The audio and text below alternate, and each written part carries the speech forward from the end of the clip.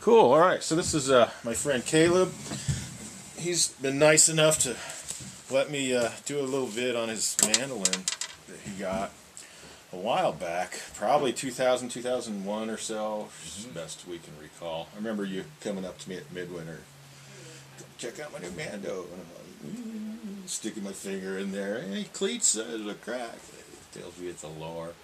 Anyway, but you got it from Harry West. Yeah.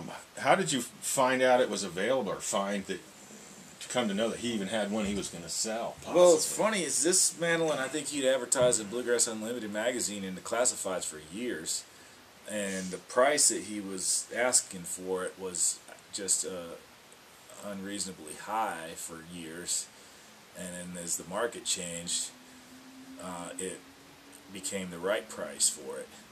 And when I bought it, perhaps it was even still a little bit high, although it was shortly thereafter that it was irrelevant. Yeah, yeah. It increased in value dramatically in a couple of years. Yeah, I remember just thinking to myself, oh my God, that's ridiculous. And it's like, good call, Caleb. Good call.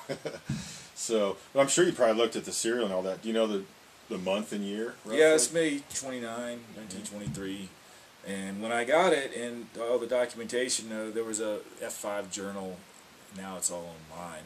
There was just, I think, 2 of that date at the time documented, and the other one was David McLaughlin, a Johnson Mountain Boys mandolin player, that date. And now they filled in the whole gap between his and mine of ones that have been found since then. I think every number has been found in that gap. And, so I don't think I've even ever seen his in person.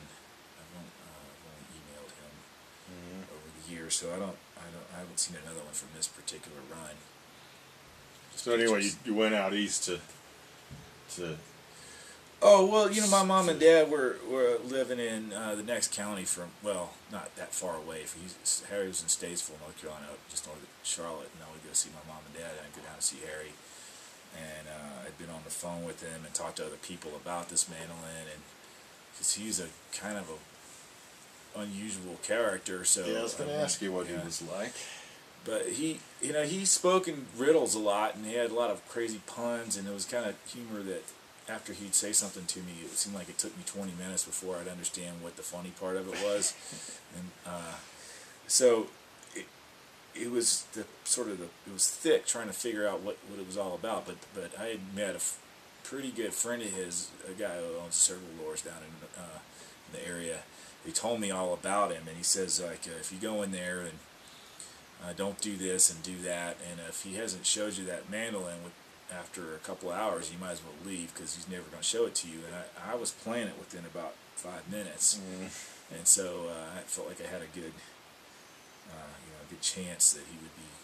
He was really picky. They told me that he had showed it to a number of people, including a guy who was there with cash money to buy it, and he says, Harry, first thing I'm going to do is get that headstock fixed. And Harry just put it back in the case and said, it's not for sale. And they said that there was another fellow that came in there, and I know who he is. I kept up with him over the years. He had gone to buy it, and he wanted it. And somebody had told Harry that boy might have known somebody that took drugs. And Harry didn't want that boy to have the mandolin. He said something about another Loar he'd had that he sold it to a boy. He says, if I said his name, you know who he is. And I don't know what happened to him, but he got on drugs or something, and he tore that mandolin up. Oh, no. He said he saw it at a guitar dealer with the back all split open and torn up, and he bought it, got it repaired, and restored. He just was real sensitive. He was real sensitive about a lot of things. Yeah.